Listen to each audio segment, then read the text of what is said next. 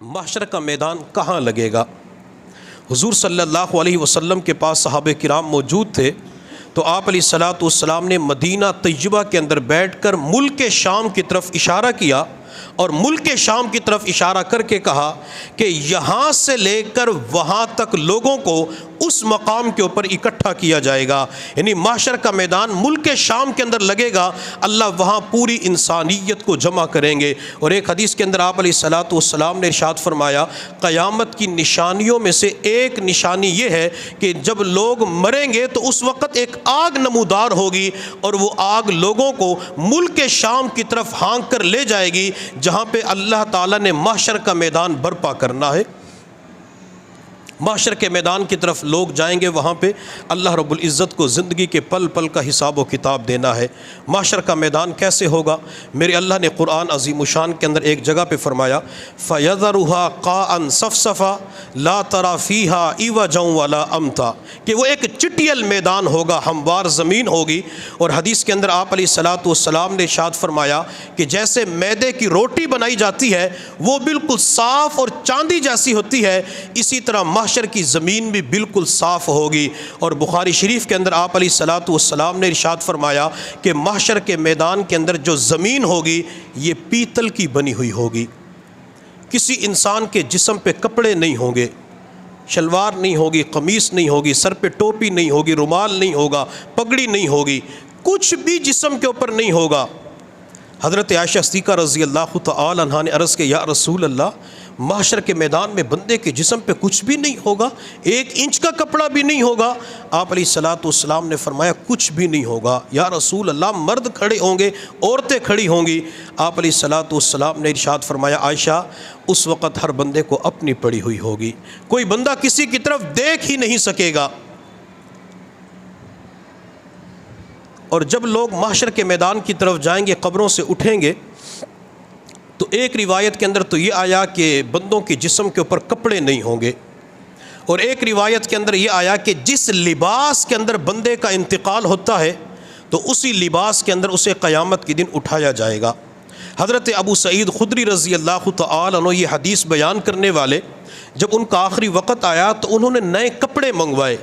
نئے کپڑے منگوانے کے بعد وہ لباس پہن لیا، اور گھر والوں سے فرمایا کہ میرا انتقال اسی لباس میں ہوگا تو قیامت کے دن اسی لباس کے اندر میں اٹھوں گا۔ تو بات میں کر رہا تھا کہ 2 روایات ہیں، ایک روایت تو یہ کہ جب لوگ قبروں سے اٹھیں گے، محشر کے میدان کی طرف جائیں گے تو جسم کے اوپر لباس نہیں ہوگا،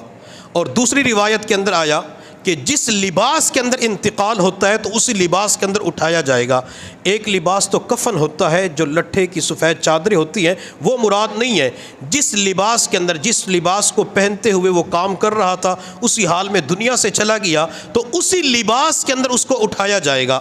اب ایک روایت کہتی ہے کہ برہنہ جسم ہوں گے، دوسری روایت یہ کہتی ہے کہ جسم کے اوپر لباس ہوں گے۔ اب کیا کریں؟ اب کس سے معلوم کریں؟ مرزا سے معلوم کریں؟ حدیث کو معلوم کرنے کے لیے محدثین کے دروازے پہ جانا ہوگا، حدیث کی تشریح معلوم کرنے کے لیے فقہا کے دروازے پہ جانا ہوگا، جن کے استاد ہوتے ہیں تو ان سے علم سیکھنا ہوتا ہے، جس کے پلمبر کا کوئی استاد نہیں ہے تو اس سے بندہ دین سیکھے۔ آج کے دور میں جتنے علماء پائے جاتے ہیں، ہر ایک کو اپنے شجر نسب کا پتہ ہوتا ہے، میرے استاد کا نام یہ، میرے فلاں کا نام یہ، میرے فلاں کا نام یہ سلسلہ چلتے چلتے نبی علیہ الصلاۃ والسلام تک پہنچ جاتا ہے۔ تو ان سے معلوم کرنا چاہیے کہ بخاری کی روایت یہ کہتی ہے، مسلم کی روایت یہ کہتی ہے، ہمیں کیا کرنا چاہیے؟ وہ محدث، وہ عالم، وہ اولیاء اللہ، وہ نیک بندہ جو اپنے اساتذہ سے پڑھا ہوتا ہے، کتابوں کے اندر لکھا ہوتا ہے، تو اس حدیث کی روشنی کے اندر وہ صحیح تشریح کر دیتا ہے۔ محدثین نے ان 2 روایات کے اندر تطبیق کی ہے، دونوں روایات کو آپس کے اندر ملایا، ایسا جواب دیا تاکہ سارے اشکالات دور ہو جائیں، سارے اعتراضات ختم ہو جائیں۔ محدثین فرماتے ہیں کہ جب لوگ اپنی قبروں سے اٹھیں گے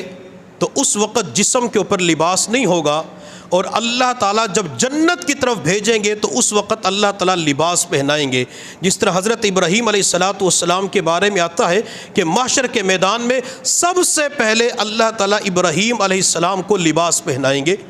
اور بعض محدثین فرماتے ہیں کہ اس کا مطلب یہ ہے کہ جو شہداء شہید ہو جاتے ہیں، اللہ کے راستے میں اپنی جان کا نذرانہ پیش کر دیتے ہیں، تو ان کے بارے میں حضور صلی اللہ علیہ وسلم نے ارشاد فرمایا کہ جس حال میں ان کا انتقال ہو، جس لباس کے ساتھ وہ دنیا سے گئے، تو اسی لباس کے ساتھ ان کو دفن کر دیا جائے، یہ قیامت کے دن اسی لباس کے اندر اپنی قبروں سے اٹھیں گے۔ تو محشر کے میدان کے اندر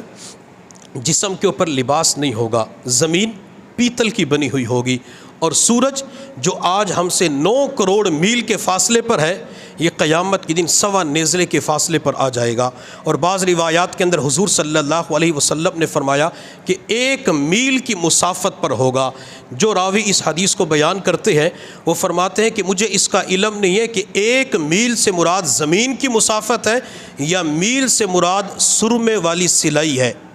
جس کے ذریعے سرما آنکھوں کے اندر ڈالا جاتا ہے کہ سورج اتنا بندے کے قریب ہوگا، یا 1.25 نیزے کے فاصلے پر سورج بندوں کے سروں کے اوپر ہوگا۔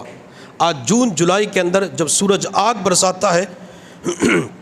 تو صحن کے اندر کھڑا ہونا مشکل ہو جاتا ہے، گرمی برداشت نہیں ہوتی۔ سوچنے کی بات ہے جب سورج 1.25 نیزے کے فاصلے پر ہوگا،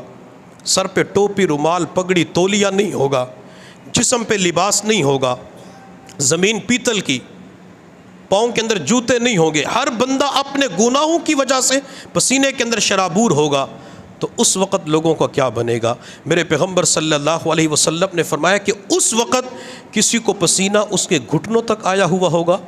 کسی کو اس کی رانوں تک پسینہ آیا ہوا ہوگا، کسی کو اس کے ناف اور چھاتی تک پسینہ آیا ہوا ہوگا، اور بعض ایسے گناہگار بھی ہوں گے وہ پورا پسینے کے اندر ڈوب چکے ہوں گے، ان کے سروں تک پسینہ آیا ہوا ہوگا۔ اور ایک روایت کے اندر آپ علیہ الصلوۃ والسلام نے ارشاد فرمایا کہ اس حالت کے اندر جو پسینہ آئے گا وہ پسینہ 70 میل زمین کی گہرائی کے اندر جائے گا، پسینہ 70 میل زمین کی گہرائی کے اندر جائے گا، پھر دوبارہ وہ پسینہ اوپر آنا شروع ہو جائے گا، ہر بندہ اپنے گناہوں کی وجہ سے پسینے کے اندر ڈوب جائے گا۔ ہم اللہ سے یہ دعا کیا کریں، اللہ محشر کے میدان کی سختی سے محفوظ فرما، اللہ محشر کے میدان کے اندر آسانی کا معاملہ فرما، محشر کے میدان کے اندر جہاں یہ کیفیت ہوگی تو وہاں محشر کے میدان میں میرا اللہ چند خوش نصیب بندوں کو اپنے عرش کا سایہ بھی عطا فرمائیں گے۔ مثال کے طور پہ اگر کوئی بندہ صحن کے اندر آ کے کھڑا ہو جائے، مسجد کے سارے دروازے بند ہو، اندر ایک بندے کی جگہ ہو، بندے سارے کھڑے ہوئے ہوں، تو وہاں پہ مسجد کی انتظامیہ میں سے ایک بندہ دروازے کے قریب جا کے اس بندے سے کہیں جو صحن کے اندر کھڑا ہوا ہے، ماربل لگا ہوا ہے، جون جولائی کا مہینہ ہے، دوپہر کا وقت ہے، سورج آگ برسا رہا ہے، بندے کا پورا جسم پسینے سے شرابور ہے، یہ انتظامیہ والا ایک بندہ جا کے کہتے ہیں کہ آپ آ جائیں، میں آپ کے لیے یہاں پہ جگہ بنا دیتا ہوں۔ جب وہ بندہ اندر داخل ہوتا ہے تو اس کے جسم کا ایک ایک روواں خوش ہو جاتا ہے، جسم کا ایک ایک بال خوش ہو جاتا ہے کہ جسم کو راحت مل گئی۔ اسی طرح محشر کے میدان میں پوری انسانیت پریشان ہوگی، اللہ چند خوش نصیب بندوں کو اس وقت فرمائیں گے میرے بندو تم میرے عرش کے نیچے آ جاؤ، تم میرے قریب آ جاؤ۔ جسے عرش کا سایہ مل جائے گا وہ محشر کے میدان کی سختیوں سے محفوظ ہو جائے گا۔ میرے پیغمبر صلی اللہ علیہ وسلم نے ایک اس بندے کے بارے میں فرمایا جسے عرش کا سایہ نصیب ہوگا۔ دنیا کے اندر کوئی بندہ کسی سے قرض لیتا ہے، قرض دینے والا مقروض کے ساتھ آسانی کا معاملہ کرتا ہے، اسے مہلت دے دیتا ہے، کہتے ہیں کوئی بات نہیں، 1 مہینے کے بعد دے دینا، 1 سال کے بعد دے دینا۔ اور بعض ایسے بھی ہوتے ہیں جو قرضے کو معاف کر دیتے ہیں۔ میرے پیغمبر صلی اللہ علیہ وسلم نے فرمایا جو مقروض کے ساتھ کسی قسم کی آسانی کا معاملہ کریں گے اللہ انہیں عرش کا سایہ قیامت کے دن عطا فرما دیں گے۔